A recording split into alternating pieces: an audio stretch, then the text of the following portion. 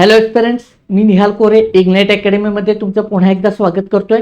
आपण मेन्सची क्वेश्चनची जी सिरीज आहे ती कंटिन्यू करतोय आणि आज आपण पुन्हा GS2 चा एक क्वेश्चन बघणार आहोत. पार्लमेंट या टॉपिकवरचा, संसद या टॉपिकवरचा आपण एक क्वेश्चन डिस्कस करणार आहोत. UPSC PYQ आहे हा आणि याच्या आधारावर आपली ही सिरीज काय आहे मी पुन्हा एकदा सांगतो की एक क्वेश्चन घेतला जाईल आणि त्याच्या आधारावर तुम्ही ते आम्ही इथे डिस्कस करू कशा पद्धतीने कोणत्या वेने तो क्वेश्चन लिहायचा आहे, त्याचा आन्सर कशा पद्धतीने लिहायचा आहे आणि त्याचबरोबर मेथड काय आहे तो पार्ट सिलेबसमधून तुम्ही रेफर करायचा आहे हे लेक्चर बघितल्यानंतर आणि त्या आधारावर तुम्ही क्वेश्चनचा आन्सर लिहायचा आहे. आम्ही ज्या पद्धतीने सांगू त्या पद्धतीने आणि जे कोणी इच्छुक असतील त्यांनी तो ते आन्सर जे आहे ते मला या नंबरवर पाठवायचं आहे.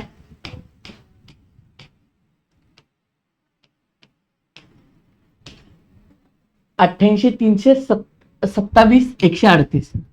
परत एकदा नंबर नोट डाऊन करतो.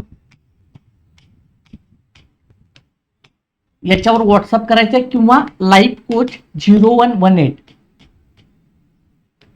Life coach 0118@gmail.com. जे इंटरेस्टेड आहेत ते याच्यामध्ये PDF फॉर्मॅटमध्ये याच्यावर आन्सर पाठवू शकतात. मग ते आम्ही इव्हॅल्युएशन करून त्याच्यामध्ये काय सुधारणा आहे ते आम्ही सांगू. तर क्वेश्चन बघूयात आपण पहिल्यांदा. भारतीय संसदीय लोकशाही ही केवळ प्रातिनिधिक लोकशाही नसून एक उत्तरदायी सरकार देखील आहे. चर्चा करा. खूप महत्वाचा क्वेश्चन आहे. पार्लमेंट हा खूप महत्वाचा टॉपिक आहे प्रिलिम आणि मेन्ससाठी. त्या अनुषंगाने तशा पद्धतीच्या क्वेश्चनचं आम्ही याच्यामध्ये समावेश करत आहोत. परत एकदा बघा, भारतीय संसदीय लोकशाही ही केवळ प्रातिनिधिक लोकशाही नसून एक उत्तरदायी सरकार देखील आहे. याच्यावर आपण सविस्तर बघूयात मित्रांनो. तत्पूर्वी ही माझ्याबद्दलची माहिती आहे. मी निहाल कोरे 2022 सालचा UPSC टॉपर राहिलेलो आहे. मी अनेक विद्यार्थ्यांना स्पर्धा परीक्षेसंदर्भात गायडन्स देत असतो. मी NLP कोच, माइंड कोच आणि लाईफ कोच म्हणून काम करतो. त्याचबरोबर मी मेमरी ट्रेनर म्हणून सुद्धा काम करतो. ठीक आहे, परत पुन्हा कधीतरी त्या संदर्भात आपण जाणून घेऊयात नक्की. आज आपण आजच्या क्वेश्चन डिस्कस करायला सुरुवात करूयात. ठीक आहे, प्रस्तावना काय अपेक्षित आहे बघा. दोन याच्यामध्ये कीवर्ड समजून घ्या, खूप महत्वाचे आहेत कीवर्ड्स.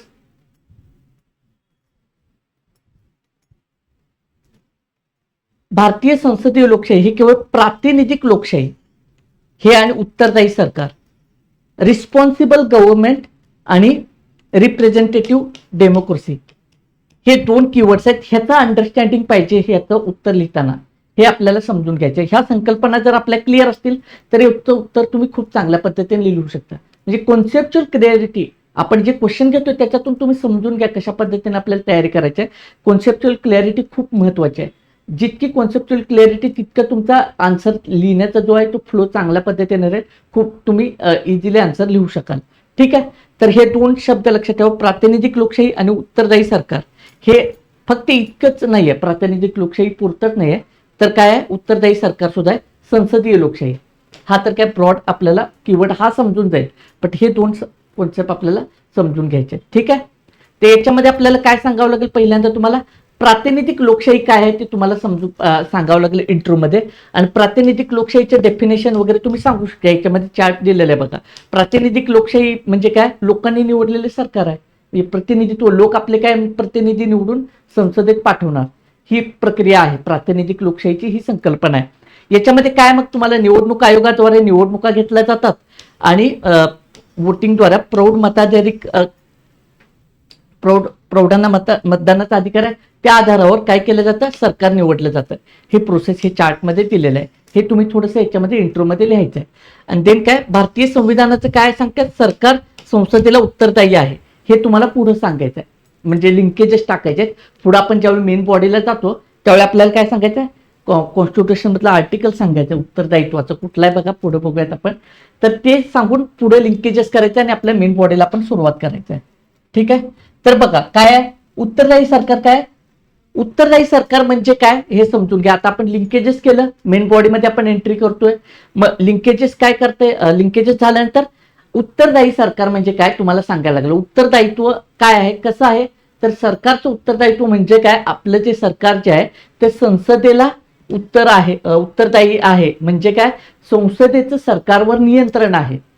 हे आपल्याला सांगायचं आहे. आर्टिकल 75(3) इथं उल्लेख द्यायचा आहे. हे लिहिलं तर तुमचं खूप कॅच्युअल की बाबा समजेल एक्झामिनरला की हा कॉन्सेप्च्युअल क्लॅरिटी आहे, चांगल्या पद्धतीचं नॉलेज आहे, हे प्रेझेंट होतं. म्हणजे असंच आन्सर खूप असं उथळ वाटलं नाही पाहिजे. आपलं उत्तर जे आहे ना उथळपणा नको आहे. म्हणून हे आपल्याला आर्टिकल इथं अविश्वास ठराव आहे तर इथं कंसातल्या आर्टिकल जे काय ते कलम या अंतर्गत, ठीक आहे, आर्टिकल या अंतर्गत हे लिहायचं. म्हणजे ते आन्सर क्वालिटीचं तुमचं वाटलं पाहिजे ना, समजतंय ना, ठीक आहे. तर त्या सब्जेक्टची लँग्वेज वाटली पाहिजे. म्हणजे तुम्ही एखादी गोष्ट सांगताय तर कंसात तुमचं आर्टिकल लिहिता यायला पाहिजे. अशा पद्धतीनं एक एक गोष्टी आपण क्लिअर करत चाललोय. आन्सर रायटिंग ही प्रोसेस आहे, त्या प्रोसेसनं समजून घ्या तुम्ही, ठीक आहे. तर मंत्रिमंडळ काय आहे बघा, जे मंत्रिमंडळचे आहे ते संसदेला म्हणजे कुणाला, लोकसभेला जबाबदार असतं. हे समजून घ्या तुम्ही आर्टिकल 75(3) अंतर्गत, ठीक आहे. लोकसभेला जबाबदार आहे हे तुम्हाला सांगत, हे तुम्हाला मेन्शन करत जायचं आहे. त्याच्या आधारे हा अविश्वास ठराव हा एक महत्वाचा मुद्दा आहे. अविश्वास ठरावाद्वारे संसद सरकार बरखास्त सुद्धा करू शकते, ठीक आहे. सरकार अविश्वास ठराव पारित झाला तर सरकार पडलं, ठीक आहे. हा मुद्दा तुम्ही मांडायचा याच्यामध्ये. पण पुढं महत्वाचे मुद्दे काय येतं की महत्वाचे मुद्दे काय मांडायचे ते समजून घ्या. प्रश्न काल आहे, मग आता संसदेचं नियंत्रण कसं आहे डिटेल तुम्हाला एक्सप्लेन करायचं. मेन बॉडी लक्षात येते का, उत्तरदायित्व सरकारचं सांगायचं ना, मग कसं आहे, कशा पद्धतीने संसद नियंत्रण ठेवते हे मेन बॉडीमध्ये डिटेल लिहायचं आहे. मग ते कसं लिहिणार, प्रश्न कालाद्वारे. मग याच्यामध्ये करंटचे एक्झाम्पल्स द्या, ठीक आहे. आता करंटचे एक्झाम्पल्स द्यायचे कशा पद्धतीने, काही एखादं कुणी स्पीच दिला असेल किंवा संसदेमध्ये चर्चा वगैरे होत असते, मग एखादी चर्चा कशा पद्धतीने झाली आणि त्याच्या पद्धतीने कसे प्रश्न उपस्थित केले झाले आणि सरकारने कशा पद्धतीची त्याची उत्तरं दिली, हां, ठीक आहे. तर हे करंटचे मुद्दे याच्यामध्ये मेन्शन करा. पुढं काय, 0 आवरची संकल्पना आहे आपल्या ह्याच्यामध्ये, तर ते कशा पद्धतीनं आहे, त्याच्या आधारावर कशा पद्धतीने कामकाज चालतं ते मेन्शन करायचं आहे. हे मी आता नाही सांगत, हे तुम्ही रेफर करायचं. हे मॉडेल आन्सर मी मुद्दाम देत नाहीये. मग आमचं हे आहे की आमच्या ह्याच्यामध्ये प्रयत्न आहे की हे आम्ही चर्चा करतो, याच्या आधारावर तुम्ही तो पॉईंट रेफर करून लिहून पाठवायचे, मग सविस्तर तुम्हाला त्याचा फीडबॅक दिला जाईल कशा पद्धतीचा आन्सर. ऍक्टिव्हिटी बेस्ड लर्निंग आपलं आहे, ठीक आहे. अविश्वास ठराव मगाशी मी आपण मागच्या स्लाइडला डिस्कस केलं की अविश्वास ठरावाद्वारे कसं सरकारवर नियंत्रण आणता येतं, ठीक आहे. आणि स्थगन प्रस्ताव, ह्या 4 मुद्दे तुमचे मांडायचे, हे 4 मुद्दे, ठीक आहे. आणि याच्यामध्ये प्रश्न काल असेल अविश्वास ठराव कधी आला होता किंवा काय, कशा पद्धतीने सरकारला धोका निर्माण झाला किंवा काय, हे मुद्दे द्यायचे. आर्टिकलचे उल्लेख करायचे आहेत त्याच्यामध्ये, ठीक आहे. काही पार्लमेंटरी कन्व्हेन्शन्स आहेत तर ते कुठल्या रूल्स अंतर्गत आहेत ते मेन्शन करायचे. ते मी इथे देऊ शकलो असतो पण मी मुद्दाम देत नाही, कारण तुम्हाला रेफर करायचं आहे आणि लिहायचं आहे, तर ह्या लेक्चरचा फायदा होईल, ठीक आहे. तर पुढं पारदर्शकता आणि उत्तरदायित्वाचे सुनिश्चित आणखी कशा पद्धतीने होते, चर्चा होते, वादविवाद होते, बजेट सेशनमध्ये परत चर्चा होते, ठीक आहे. बजेट सेशनचा उल्लेख करायच्यामध्ये, तर कसं संसदेत चर्चा लोकसभेमध्ये होते आणि त्याच्यावर सरकारला प्रश्न विचारले जाऊ शकतात, सरकारच्या कामावर कशा पद्धतीने नियंत्रण. आणि महत्वाचा मुद्दा इथं काय करायचं, समिती प्रणाली. वेगवेगळ्या समिती आहेत त्या लोकसभेच्या असतील, ठीक आहे, किंवा पार्लमेंटरी वेगवेगळे कमिटीज आहेत, तर त्या कमिटी कशा पद्धतीने सरकारच्या कामकाजावर नियंत्रण ठेवतात हे मांडायचं. आपल्याला काय सांगायचं, उत्तरदायित्व स्पष्ट करायचं, ठीक आहे. क्वेश्चनला परत आपण क्वेश्चन लिहिताना डोक्यात एक असलं पाहिजे की क्वेश्चनची कनेक्टिव्हिटी डोक्यात ठेवायची, की क्वेश्चनची डिमांड काय, त्या डिमांडनुसारच आपण चाललोय काय, लक्षात येते का. मग समिती प्रणाली कशा पद्धतीने सरकारवर नियंत्रण ठेवतं, मग समितींचा उल्लेख करा, ठीक आहे. आणि ते लिहा. समिती कुठल्या मी सांगणार नाही. मॉडेल आन्सर हवं तर आपण असं करू शकतो की मॉडेल आन्सर मी नंतर मॉडेल आन्सर एक देत जाईल, पण त्याने काय होईल माहिती आहे का, तुम्ही ते मॉडेल आन्सरच घेणार आणि परत ते तुमची ऍक्टिव्हिटी राहणार नाही, म्हणून मी देत नाही. पण तुम्ही खरंच लिहा आणि त्याच्यावर आपण परत चर्चा करता येईल. जे लिहितील पाठवतील त्यांना मी फीडबॅक देत जाईल, ठीक आहे. तर पुढे काय आव्हाने काय आहेत, मग आता इथं एंडला आता बॉडी झाल्यानंतर बॉडीच्या एंडला तुम्ही आव्हाने चर्चा करा. संसदीय कामकाजातील आव्हाने आहेत, ठीक आहे. याचे वेगवेगळे रिपोर्ट्स आहेत, लक्षात आलं का. एक मिनिट. तर हे रिपोर्ट तुम्ही प्रेझेंट करायचे आहेत.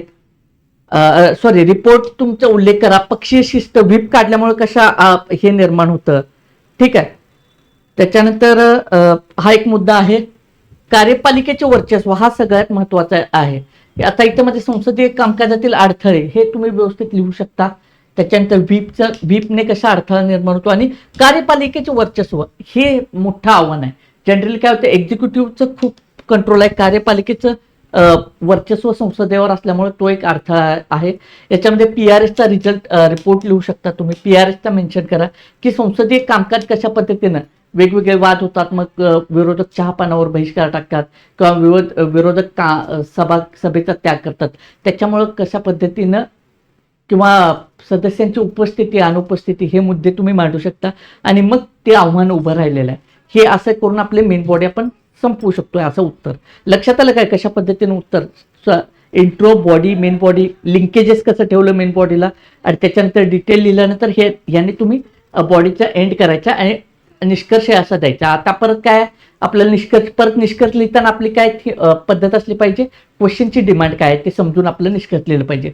फक्त प्रतिनिधित्व आणि उत्तरदायित्व असं नाही, तर आपण प्रतिनिधित्व आणि उत्तरदायित्व अशा पद्धतीनं जर दोन्हीचा बॅलन्स साधला तर आपण प्रभावी लोकशाही किंवा लोकशाही जी आहे ते बळकट करू शकतो. आणि सगळ्यात महत्त्वाचं काय, संसदेचं नियंत्रण कार्यपालिकेवर, संसदेचं नियंत्रण सरकारवर असलं पाहिजे. मजबूत संसद असेल तितकी सशक्त लोकशाही बनेल.